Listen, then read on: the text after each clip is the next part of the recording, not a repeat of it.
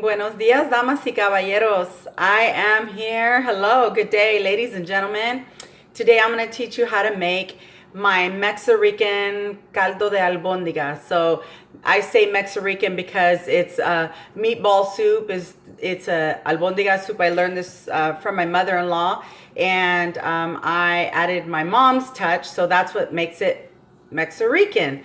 So today, the way that we're gonna start out with making my albondigas soup is, or mom's albondigas soup, Mexican style. So we love the cultures, and so we love flavor, and so that's just why I call it Mexican. But I hope everybody's having a beautiful day, first and foremost. I certainly am. It's been a little bit of a busy morning, and I got to get to cooking. So I feel like my body personally wants to have some protein, some vegetables, and some good stuff. So I want to share with you guys what I have going right here is the base to make my sofrito. So let me show that. This is the cilantro. We're starting out with one bunch of cilantro, right? And it's equal parts. Remember, I showed you guys that last time. So one bunch of cilantro, one onion, and one bell pepper. That's all I'm doing for today because I'm just working with the small batch. Typically, I'll do a 2 to 2 to 2 to 2. So, and then of course, a little bit of vinegar to pickle your sofrito. Now that is just like a base. We're going to be adding all these wonderful things here. I hope you guys can see this. So we're going to use some yellow squash and some celery, some corn on the cob, and of course I can't cook without my sazon. We have some organic carrots, and you know, just of course I'm going to add some potato, and we like to touch it up with a little lemon juice. So I'll show you all that later, but right now we got to start with the base. So that's what I'm doing. Naturally, I can't cook without garlic, so I've got garlic here, lots and lots of garlic. So but we're going to start with the sofrito. I pulled out my Ninja Professional, and so that's what we're about to do is work on this here so that our sofrito flows freely. I'm going to add my pickling agent to keep it while it refrigerates, because I usually make enough to last me because I cook, you know, and when I want to cook, I want to be able to just reach in the refrigerator and have my base.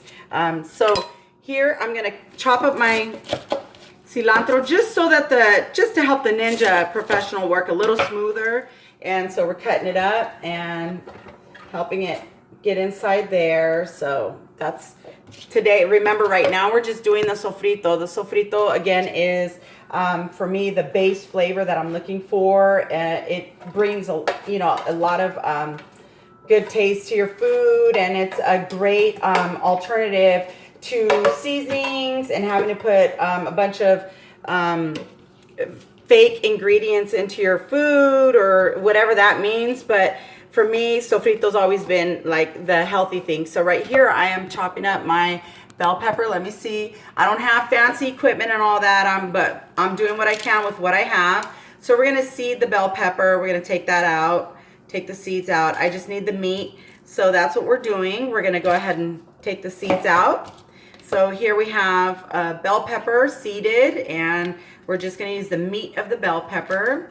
It's where we have all of our flavors. So I'm gonna easily can tear that up, no problem, and drop it in there. Remember, equal parts, right? One bell pepper, one cilantro, one onion, and so on and so forth. Same, if you wanted to make a larger batch, you do the same idea. So if it's gonna be 2 bell peppers, you use 2 onions, you use 2 bunches of cilantro. And of course, remember, I don't have like the measurements for the like how much vinegar to put. I just kind of have always cooked organically, and just kind of like my mom, you know, just by eyeing it is usually how it comes out best for me. So I would imagine what I poured in there was probably about half a cup of vinegar to pickle it. So here, let me show you. We're gonna drop these. Oops, I got a lost onion. Hang on. We're gonna drop this piece of onion in here, and then I'm gonna blend that to get my sofrito, and that's sofrito, as easy as that. It depends on you what your taste is.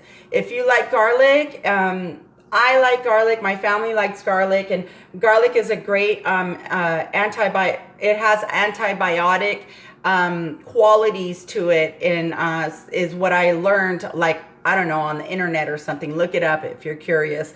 But garlic is a healthy. It's been used for centuries for lots of stuff. So look it up. There's good health qualities to your garlic. So I toss garlic in everything. It's natural, like somehow it has some kind of antibacterial, infection, that kind of stuff. So it's good for you to have. It brings, obviously, besides the fact that it makes your food really good. So now this is a little fancy thing here. And so there we go. So I got everything in there. And now let's go ahead and power this up, and I have my Ninja ready to go. And so I'm going to pulse it. Okay, it's not working. Oh, I didn't close it correctly. Here we go. All right, it's not on right. Hang on. So let's see. So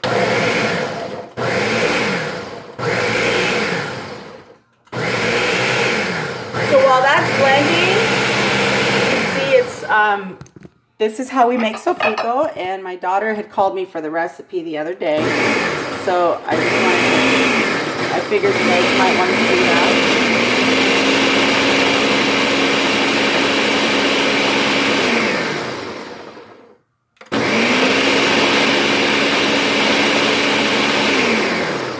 Now, of course, you can use a red bell pepper and a green bell pepper. I like to do that as well.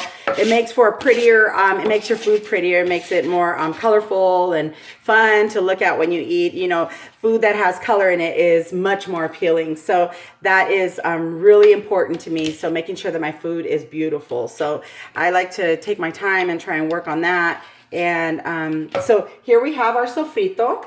Now I'm ready to start cooking. So I can't cook without my sofrito. I need flavor in my food.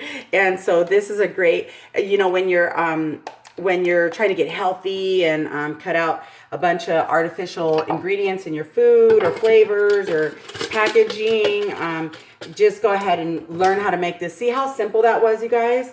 So that was sofrito, right? So now let me take the blade out. I'm going to take the blade out, and I'm just going to put it in a container that I can store. Again, that's why I put the vinegar in it, so that way I can store this and have some for later. So you can cook at any point in time. I use it in, it's really good, like say for example, when you make your spaghettis or your lasagnas, you like to don't put it into the sauce because it'll make your sauce all weird. What you want to put it into is the meat, because then the meat picks up the flavor, and the flavor just kind of goes, you know, it's a flavor that just kind of stays, you know, just good. It's just a good flavor in your meat. So it's typically when I make like a spaghetti or a lasagna or something like that, I'll actually, you know, use it directly in the meat. So, and as well, stir fry for your rice, Spanish rice, even Mexican rice. That's my Mexican rice. When I do the Mexican rice, again, that's just kind of evolved over time. But let me drop this in the sink. Give me a second. So that's sofrito, right? So let me go ahead and put the Ninja away for now, and I'll pull that out whenever I need it. But right now we're done with it, and let's go ahead and clean up our area. So having a clear workspace is imperative to be able to just, you know, make it happen. So that's what I like to do, is clear my workspace as well. You know, when you're working on a project yourself, it's important to have a clear mind, uncluttered, you know, clear your mind, do all that kind of stuff. So same with working, so and cooking, and you know, just having a clear space. So today what we're going to be making is a caldo de albondiga, or a meatball soup. It's typically a Mexican meal, but I have, because I'm Puerto Rican, I add my Puerto Rican base that is, you know, my mom taught me. So it starts out with my sofrito, right?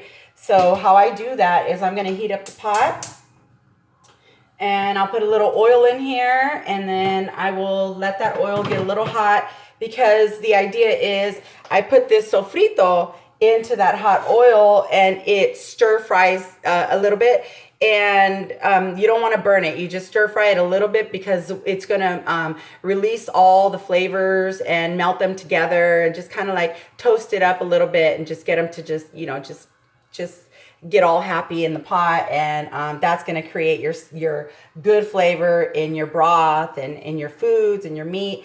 I will also directly put this into my meatballs, which I'll show you later. So right now, all I'm doing is making the sofrito. That's how you do the sofrito. And here you have sofrito, plenty enough. So that's how much: 1 bell pepper, 1 cilantro, and 1 onion, and about a half a cup of vinegar. So you'll also, the stir frying process also kind of cooks out that vinegar a little bit. So that's important to know. I'll see you guys in just a minute. I will be back when we talk about making the meatballs, and I'll show you all that part next. Thanks. See you in a minute.